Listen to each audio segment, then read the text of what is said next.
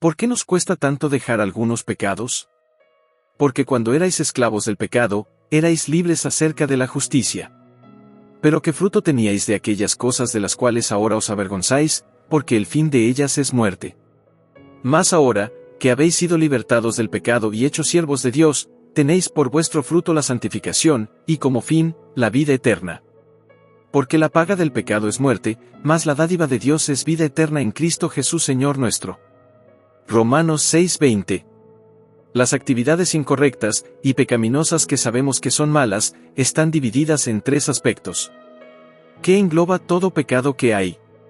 Porque todo lo que hay en el mundo. 1. Los deseos de la carne, 2. Los deseos de los ojos, y 3. La vanagloria de la vida, no proviene del Padre, sino del mundo. Primera de Juan 2:16.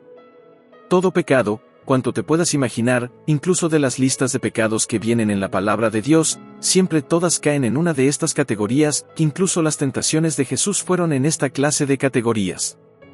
¿Qué es lo que tiene el pecado para ser tan atractivo para los practicantes y tentados? 1. Es una realización. 2. Un objetivo cumplido de algo planeado o deseado. 3. Una satisfacción vibrante corporal. 4. Liberación del sistema de recompensa del cerebro.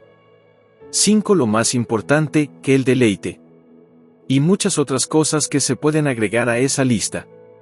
El pecado es adictivo, siempre hay un placer en el fondo del alma y del ser, sobre todo en las entrañas, cuando tienes hambre por conocer un chisme, o por darlo a conocer, cuando sientes el deseo carnal por otra persona, y muchas otras cosas, el hambre de poder. Todo pecado genera placer y deleite cuando se está consumando, como tal quizás solo son segundos, rememorar todas esas cosas también provoca placer y deleite.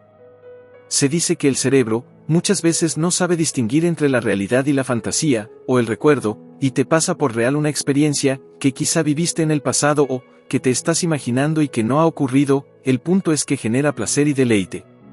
Y si pues es un placer momentáneo, pasajero, muchas veces son solo segundos, ese torrente de hormonas de satisfacción en el cerebro.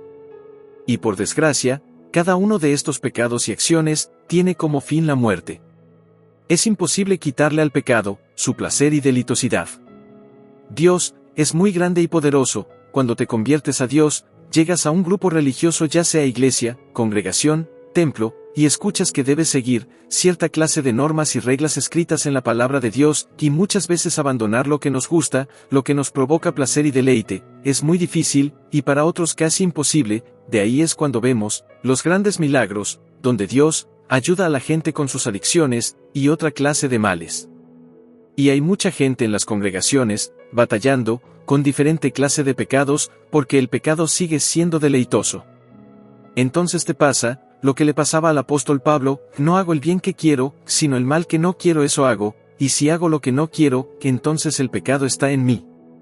Y hay gente que se rinde, y sucede que con la mente alabas a Dios, y con el cuerpo todavía sigues con tus pecados. ¿Cómo salgo de eso?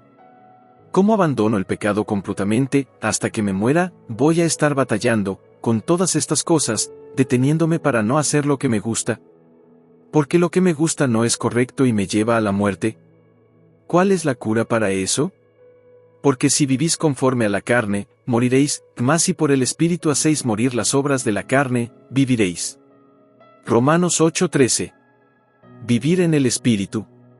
Ese vivir en el Espíritu es algo muy especial, ya que llega a proporcionar un deleite sobremanera grande, mega abundante, rebosante, desparramante, que en más inmenso el deleite de que Dios nos da, que el pecado da. Y si no lo has experimentado, que es completamente fácil, que está al alcance de una oración sincera y honesta, solamente pídelo. Dile a Dios: lléname de ti, Jesús, lléname de tu felicidad verdadera, dame la plenitud tuya, abrázame, Jesús. Serán completamente saciados de la grosura de tu casa. Y tú los abrevarás del torrente de tus delicias. Porque contigo está el manantial de la vida. En tu luz veremos la luz.